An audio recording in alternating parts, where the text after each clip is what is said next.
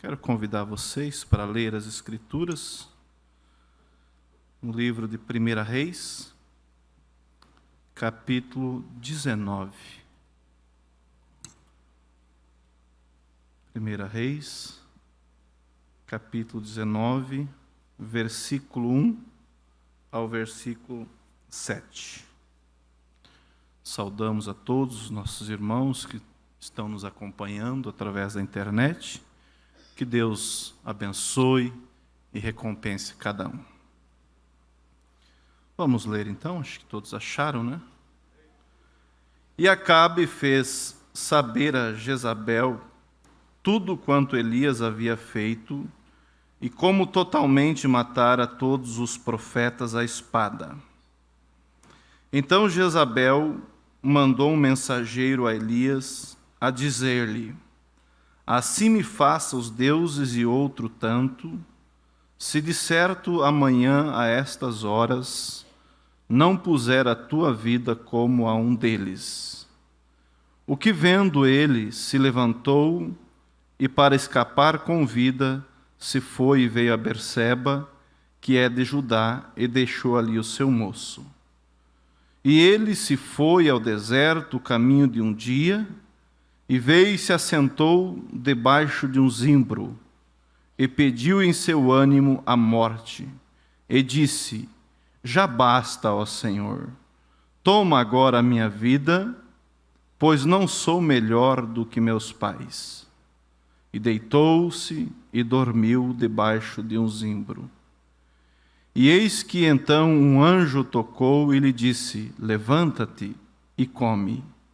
E olhou, e eis que à sua cabeceira estava um pão cozido sobre as brasas e uma botija de água. E comeu e bebeu, e tornou a deitar-se. E o anjo do Senhor tornou segunda vez, e tocou e disse-lhe: levanta-te e come, porque muito comprido será o teu caminho. Vamos orar uma vez mais, querido Deus. Toma, ó Deus, o controle de cada um de nós e que aquilo que o Senhor deseja falar ao teu povo seja livremente entregue, Pai, pois pedimos isso em nome do Senhor Jesus Cristo. Amém. Pode assentar, irmãos? Eu quero falar um tema nessa noite: Deus não perdeu o controle. Quando nós olhamos muitas e muitas histórias nas Escrituras e mesmo alguns acontecimentos nas nossas vidas, às vezes, olhando pelo prisma natural, parece que a coisa saiu do controle e que tudo está perdido. Mas quando nós olhamos, analisamos e vemos o desenrolar dos fatos, nós sabemos que Deus nunca perdeu nenhuma batalha. E como subtítulo eu quero dar Jesus nunca chega atrasado. Nunca chega atrasado. Nós vemos na história de Elias, começando a analisar esse fato, como ele mesmo diz, mais para frente nós lendo, nós vamos ver ele dizer, que ele tinha sido extremo zeloso pelo Deus dos exércitos, mas contudo, ele disse: mataram os teus profetas e só eu fiquei, e ainda procuro a minha vida. Elias chegou num tamanho desânimo, a ponto de pensar que estava sozinho, a ponto de pensar que o mal, o diabo, com suas astúcias, tinha prevalecido. Mas Deus o alentou e disse: não, ainda tenho 7.000 que não dobraram os seus joelhos.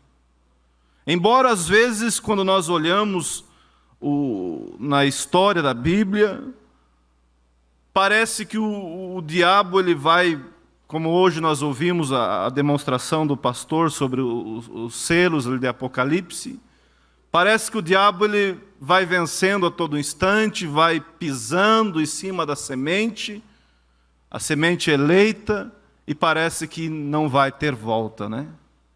Mas quando nós vemos o quadro como um todo, nós vemos que Deus está no controle de tudo.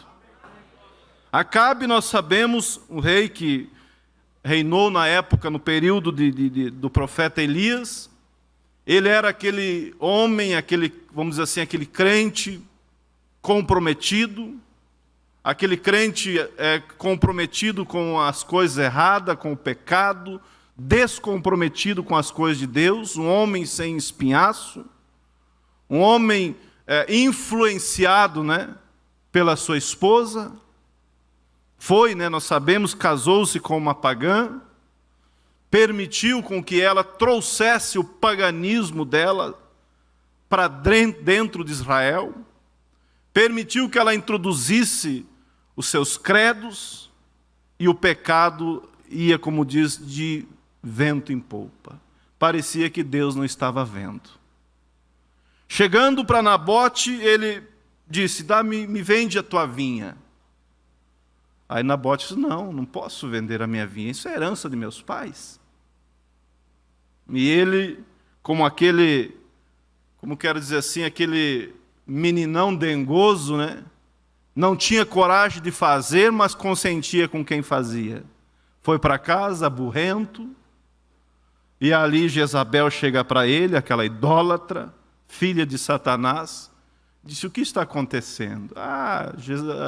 Nabote não quis me vender a vinha, né? Fazendo ali um dengo ali, né? Mas você não é rei em Israel? Deixa que eu resolvo esse assunto. E Jezabel foi lá, nós sabemos a história, conseguiu testemunhas falsas contra Nabote, e então Nabote foi morto.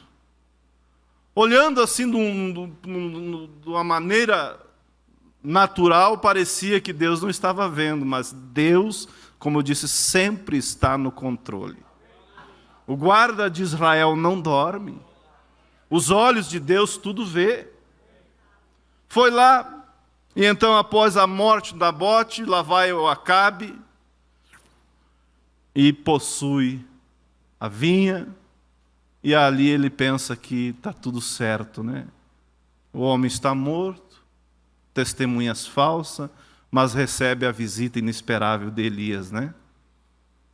Que diz: onde os cães lamberam o sangue de Nabote, também vão lamber o teu. Deus estava no controle, Deus estava vendo tudo aquilo. E assim nós sabemos que Jezabel foi introduzindo a idolatria em Israel, matando, perseguindo, oprimindo, a ponto do próprio profeta de Deus fugir, não é? Mas Deus ali estava, o alimentando, o dando força, alento para ele prosseguir a jornada. E ali ele, em tamanho desânimo, pensou: tudo está acabado, não tem mais como prosseguir. Jezabel quer a minha vida. E em tamanho desânimo, ele pediu a morte. Mas como já disse em outras oportunidades, Deus de forma alguma desampara os seus filhos. Como diz o título da nossa mensagem, Deus não perdeu o controle, Ele está no controle. Embora o profeta Elias pensasse que tudo estava perdido, que o melhor para ele seria morrer ali debaixo daquele pé de zimbro, como indigente, mas Deus não deixou assim não. Deus orientou, ele foi, ungiu Eliseu, para que deu sequência ao seu ministério, e Deus o levou em uma carruagem de fogo. Deus estava no controle de tudo.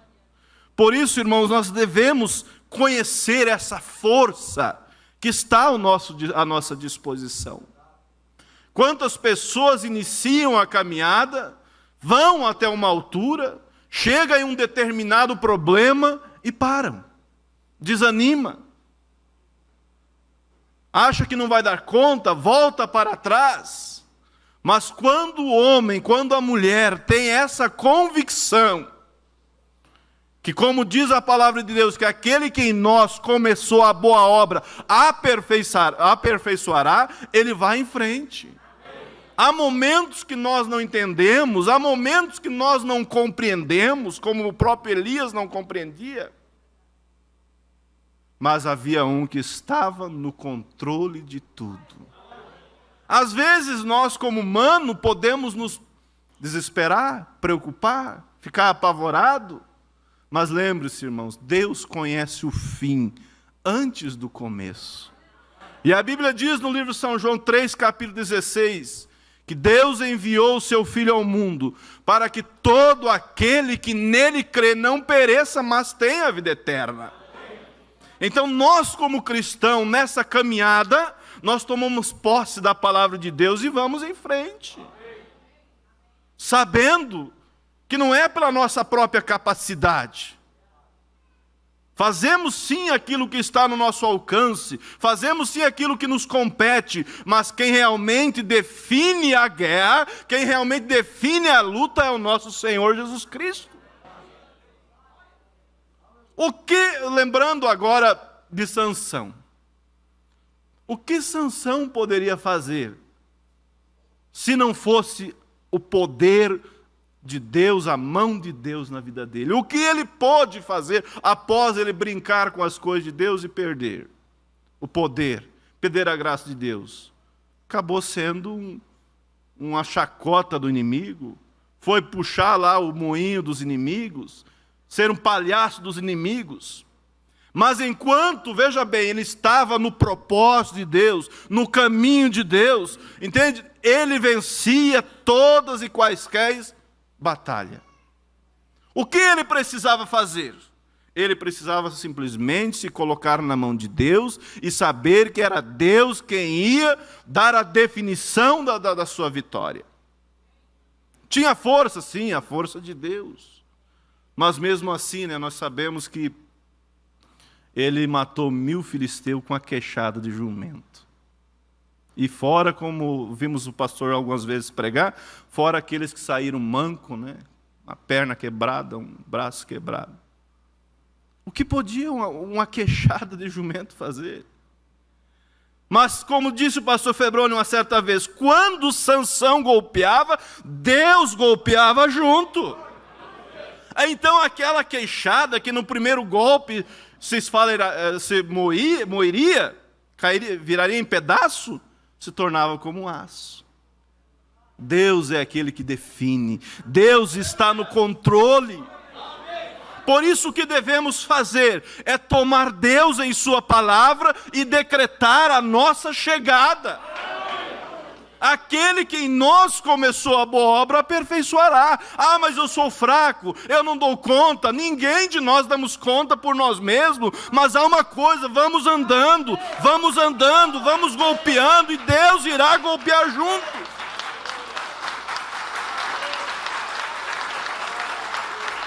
Porque se nós tentar entender as coisas, compreender o porquê disso, o porquê daquilo, nós vamos sucumbir. O próprio Asaf, disse, quando eu comecei a procurar entender a prosperidade dos ímpios, não se importam com Deus, abre a sua boca e fala, no entanto prosperam. E eu de contínuo estou contigo, e às vezes a coisa parece que não anda. Quando ele começou a tentar entender, analisar com a sua mente pequena. Olha o tamanho da nossa mente perto de Deus. Começou a querer entender, ele disse, me embruteci. Me tornei como um animal. Sinto picada em meus rins. Mas há uma coisa, até que eu entrei no santuário de Deus. Quer dizer, até o momento que eu entrei na presença de Deus, e então eu entendi tudo, eu compreendi. Então, quando nós tentar entender, se porventura tentamos, nós vamos se decepcionar. Mas quando não, há momentos que nós temos que simplesmente baixar a cabeça e caminhar. O porquê disso? Porquê daquilo? Não sei. Deus sabe.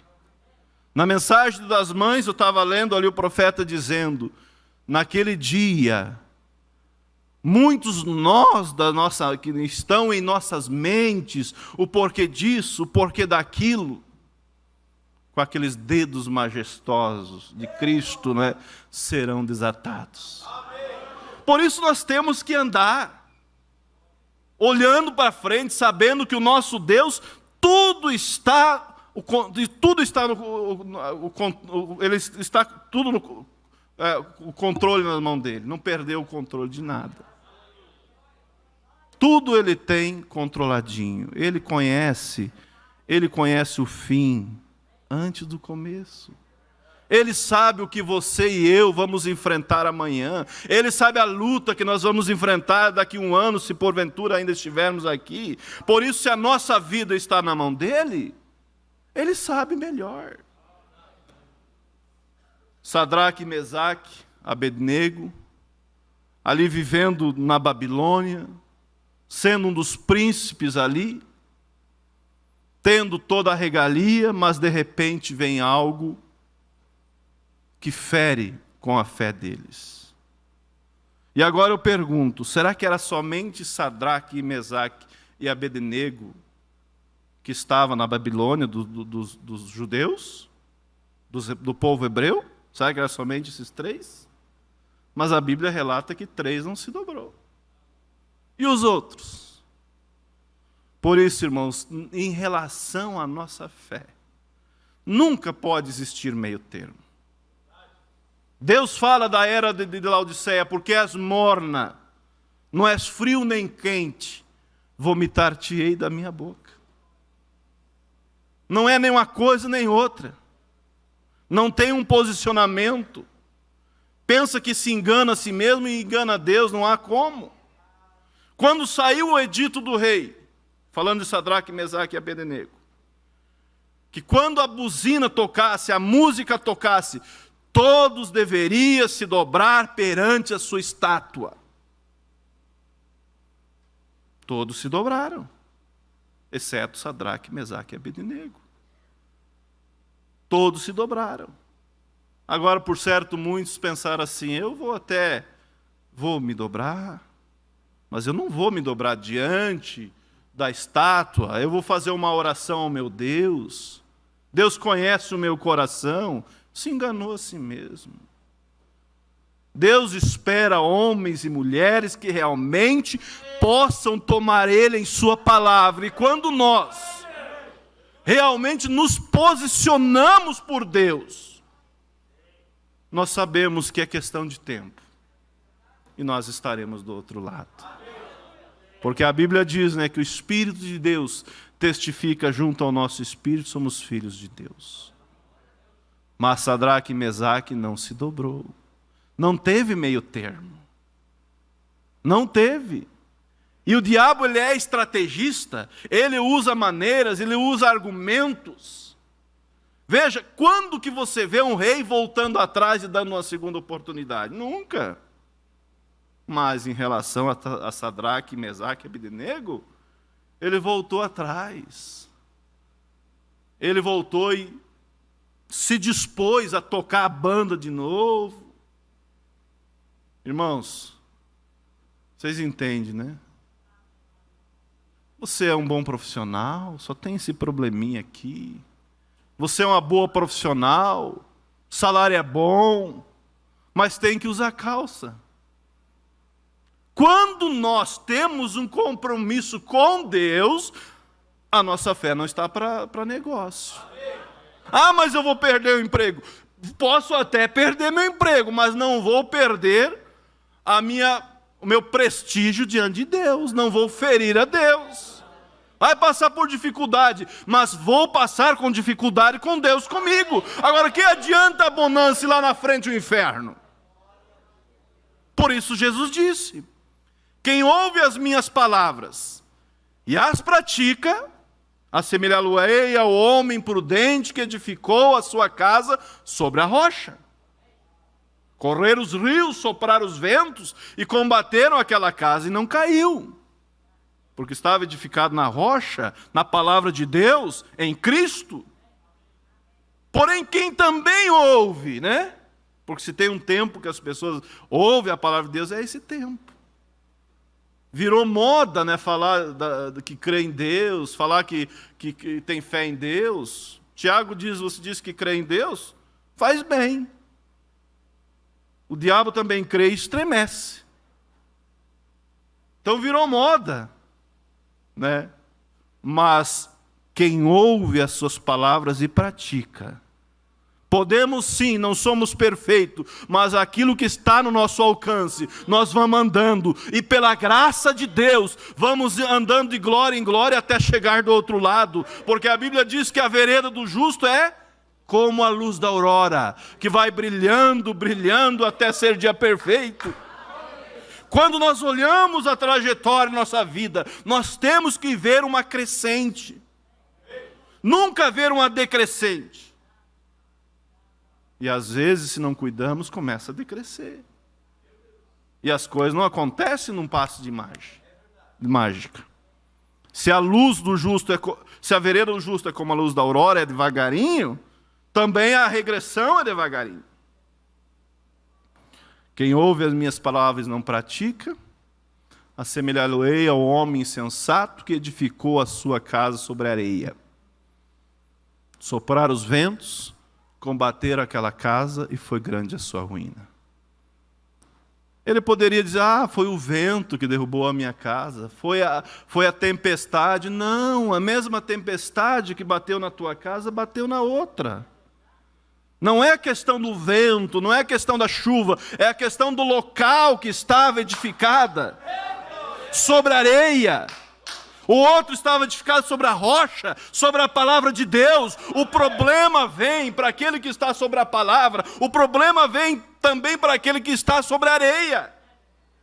Agora analise você, cria um quadro em tua mente. Aqui está a casa que edificou sobre a areia, aqui está a casa que edificou sobre a rocha. Olha, aparentemente as duas são igual. As duas falam de Cristo. Mas onde está fundamentado? Mas graças a Deus, que Deus nos tem enviado uma palavra.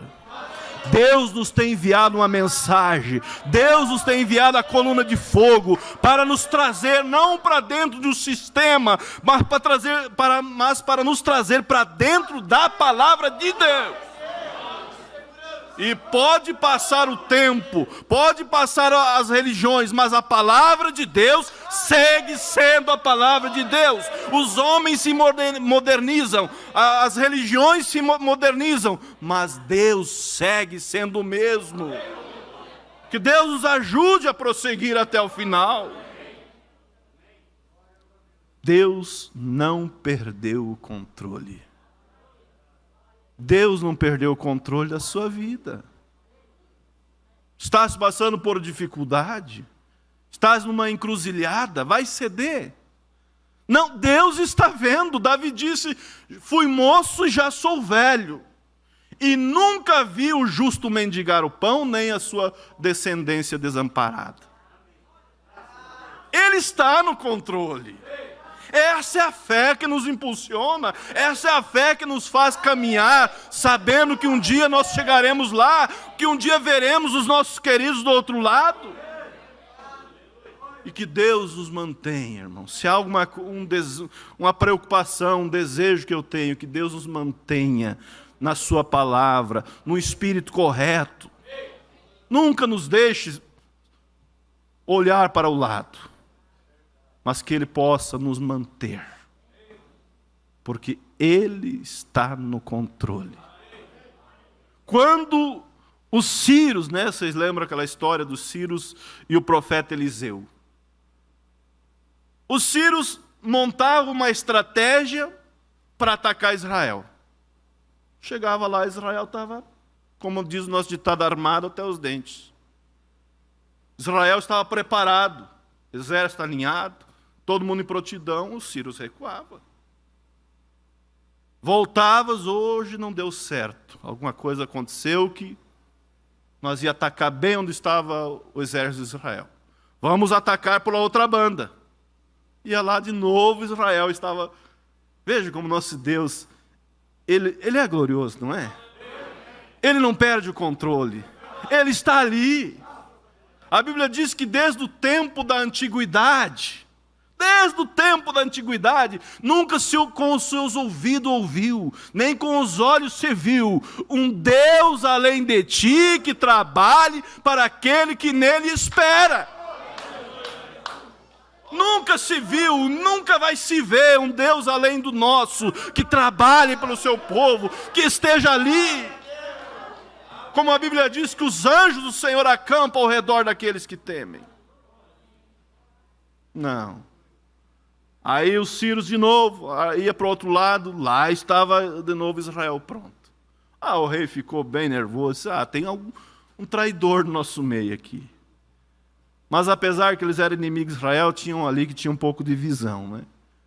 Disse, não, meu rei, não tem nenhum traidor aqui. O que acontece é que Israel tem um profeta. Israel tem um profeta, e aquilo que você pensa ou fala na tua câmara de dormir, o profeta vai lá e fala para o rei. Esse é o privilégio de Deus ter nos enviado um profeta, não para formar mais uma denominação, mas para nos trazer de volta para o ensinamento dos apóstolos profetas.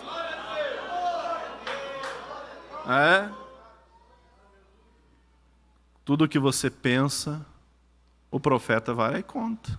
Deus estava controlando. Aí o rei insano, né, podemos dizer assim, falto de entendimento, vai lá e busca então esse profeta. Vai pegar como? Não tem jeito. O homem estava assessorado por Deus. Ao seu redor havia carruagem de fogo e seus cavaleiros protegendo o homem. Não tinha como. Por isso a Bíblia diz que quando o inimigo vier, né, como torrente de água, se levantar como torrente de água, o Senhor alvorará contra ele a sua bandeira. Diabo, vosso adversário, anda bramando como leão, procurando a quem possa tragar. Mas quando você está escondido debaixo das asas do Onipotente, quando você está amparado, assessorado por Deus, Ele não pode te pegar, porque está escondido nele. Os sírios foram e sitiaram onde estava o profeta Eliseu. Está ali o homem. É esse aí. Eliseu ficou tranquilo. Quanto mais nós vamos entrando em Deus, mais nós vamos ficando tranquilos. Mais nós vamos confiando. Mais nós vamos requerendo. Não entendemos muita coisa, por que acontece isso, aquilo. Muitos dos nossos queridos não andam nos caminhos de Deus, mas nós podemos sim fazer uma coisa, requerê-los. Ele nos pertence. Entende? E Eliseu, tranquilo, ali sentado em sua tenda, sem preocupações, e Geazi apavorado. Meu Senhor, estamos rodeados. Aí o profeta só fez uma simples oração: Senhor, abra os olhos do moço para que veja. E ele, abrindo os olhos, ele viu que era mais os que estavam com ele, que eles estavam cercados, né, pelo inimigo, mas havia anjos, carruagens, seus cavaleiros ao redor deles protegendo. Não há como o inimigo vencer o povo de Deus. Ele vai às vezes levando vantagem até um certo sentido, mas vamos ver o final. Lá no final, Deus levanta a sua bandeira. Irmãos, Deus não perdeu o controle. Jesus não chega atrasado. Deus não chega atrasado. Ele vai chegar na hora certa. Precisamos sim manter ali. A Bíblia diz que quando Daniel entendeu pelos livros que estava o tempo, né, dele sair dali do cativeiro, ele começou a buscar a Deus. Um anjo aparece para ele e diz o quê? Daniel, homem muito desejado diante de Deus. Desde o dia em que você dedicou o seu coração a compreender, eu fui enviado. Mas o príncipe da Pérsia, né, que simboliza o diabo, se pôs diante de mim e 20 dias lutei. Então veio Miguel, e aqui, que ajudou, e ali estava ele trazendo a resposta. Deus não perde, não perdeu o controle. Nessa mensagem aqui, o caminho de Deus feito para nós, falando dos filhos hebreus, lendo aqui no final que o profeta fala, o caminho de Deus feito para nós, a mensagem da voz de Deus, o profeta fala assim no parágrafo 56. Observem, todas as vezes que há algo acontecendo aqui embaixo, há algo acontecendo lá em cima ao mesmo tempo. Vamos olhar lá em cima um pouquinho e ver o que está acontecendo. Eu posso vê-lo ali de pé e seu santuoso manto ao seu redor. Aleluia! Eu posso ver a primeira coisa vindo da direita, um enorme anjo chamado Miguel. Eu posso ouvi-lo correr até ali, em cima, ao seu lado, dizer: Mestre. Eu posso vê-lo tirar sua espada da proteção dela, assim dizer: olhaste para a Babilônia esta manhã? Há homens andando no caminho provido por Deus. Há homens que estão desejando selar o seu testemunho essa manhã. Nossos irmãos estão para serem queimados. Falando de Sadraque, Mesaque e Abednego. Eu posso ouvi-lo dizer: deixe-me ir lá embaixo, eu mudarei o quadro. Eu creio que ele poderia ter feito isso. Eu creio, diz o profeta. Eu posso ouvi-lo dizer, Deus dizer, né? Não posso deixá-lo fazer isso. Miguel, você tem sido um anjo muito bom. Vá, coloque sua espada de volta. Fique em posição de sentido ali. Aqui vem outro anjo e ele é chamado amargura. Faz com que as águas fiquem amargas. Aqui vem ele e diz: Mestre, olhaste ali embaixo? Eu tenho todo o controle das águas, tu me deste na destruição antediluviana, eu lavei o mundo inteiro, todos exceto Noé e seu povo. Ele disse: deixa-me descer lá e lavarei a Babilônia do mapa. Eu posso ouvi-lo dizer, amargura, você é capaz de fazer isso. Isto é certo, mas eu não posso deixar ir. É um grande trabalho. Eu posso vê-lo de pé assim, eles estão para dar o último passo.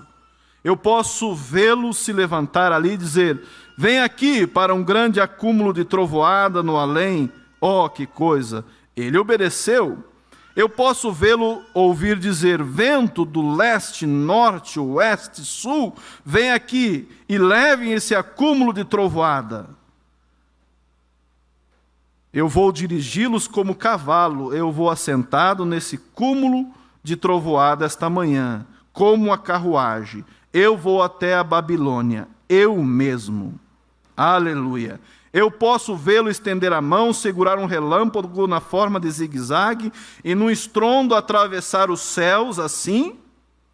Logo que der os seus últimos passos andando no caminho provido por Deus, e no momento que chegaram ali, ele passou pelo mar da vida, apanhou uma folha de palmeira, e ele estava de pé ali embaixo, abanando as cinzas deles. Aleluia.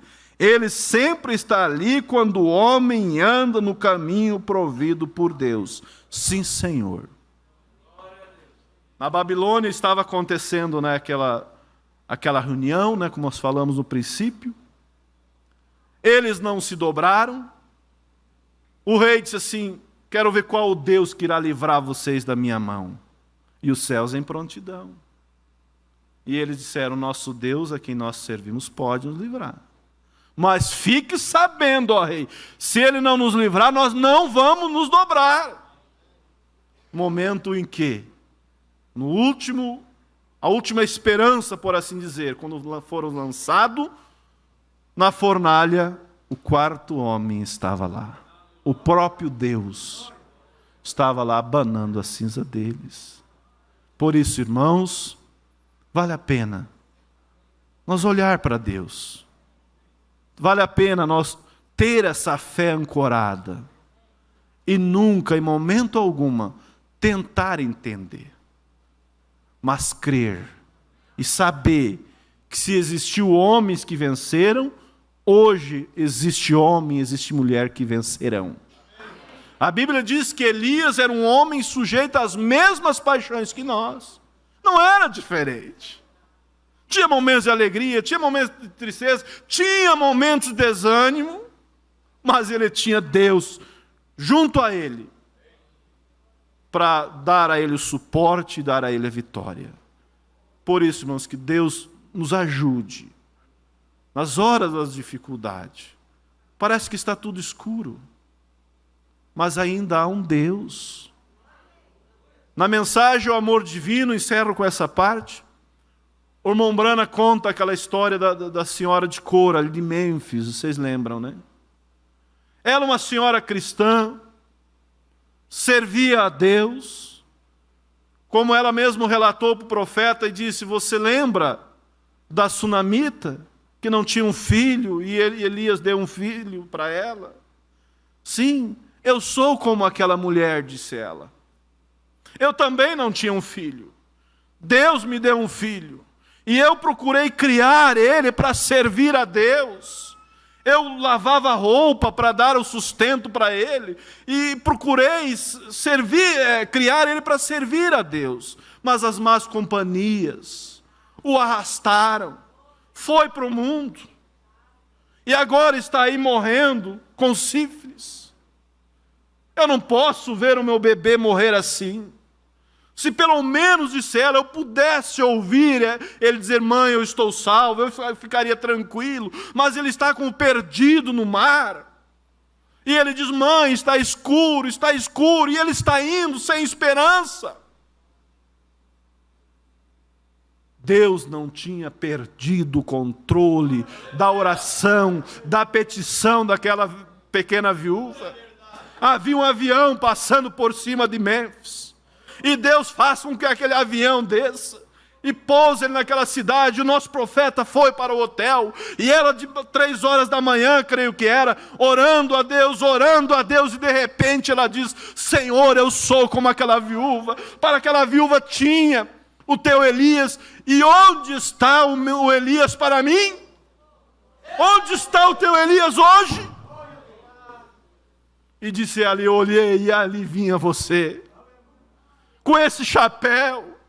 Eu sabia que você vinha, disse ela.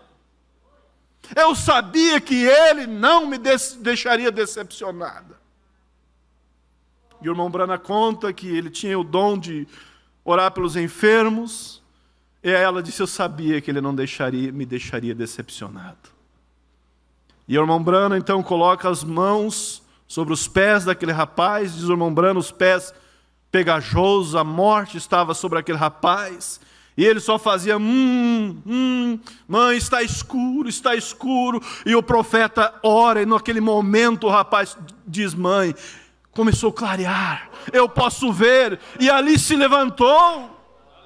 Porque Deus não perdeu o controle. Aquela senhora de cor podia pensar que estava tudo acabado, mas ela não deixou por menos. Ela dobrou o seu joelho, ela foi em busca daquilo que pertencia. O diabo estava levando, mas Deus foi lá, através da intercessão, através do seu profeta, e resgatou das mãos de Satanás.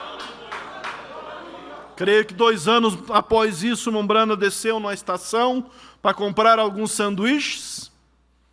E ali estava um rapaz puxando as cargas. Disse: olá, pastor Brana. E o irmão Brana disse: como se me conhece? Ele disse: cerca de 2 anos atrás, esteve lá orando por mim. Não somente fui curado, mas agora eu sou um cristão, andando em direção à glória. Que coisa linda é servir a Deus. Deus tem feito grandes coisas por mim e por você. Deus nos abençoe. Vamos nos colocar de pé. Convido o pastor Febrônio. Vamos inclinar nossas frontes. Permita que isso não seja somente palavras, mas que haja essa convicção. O Deus de Elias é o meu Deus, é o teu Deus. O Deus dessa irmã de Mênfis é o meu Deus também. O Deus de Davi é o mesmo Deus meu e o teu.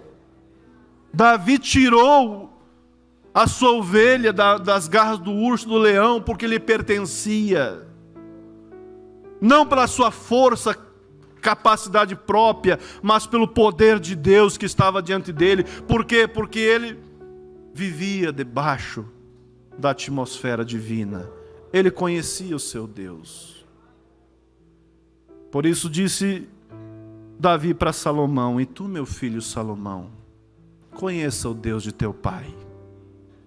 Se você servir ele de todo o coração, será achado de ti. Porém, se você rejeitar-te-á para sempre. Senhor Deus, que a tua graça, que o teu Espírito, que a tua força nos conduza, Pai. O Senhor tem nos dado de melhor que a tua palavra. Ó Deus, não podemos falhar. Oh meu Deus, o Senhor tem nos enviado uma palavra que nos tirou do sistema. Já nos criamos ouvindo a tua palavra. Quando muitos barcos têm afundado, Senhor, o Senhor tem tomado o controle desse ministério. Quantas vezes o diabo cantou a vitória, Senhor, mas quando ele menos esperou, o Senhor deu a volta por cima. Pai, conduza-nos, ó Deus, e pela tua graça, Senhor, eu digo isso junto com essa igreja, Pai, pela tua graça nós chegaremos lá. Pela tua graça a porta se fechará com cada um de nós por dentro, Senhor. Que nenhum fique. Sustenta esse ministério, Pai. Olhamos para ti, sustenta o nosso pastor. Tu conheces o nosso coração. Como Pedro certa vez disse: sim, Senhor, eu te amo. Tu sabes tudo. Tu sabes que eu te amo. Amém.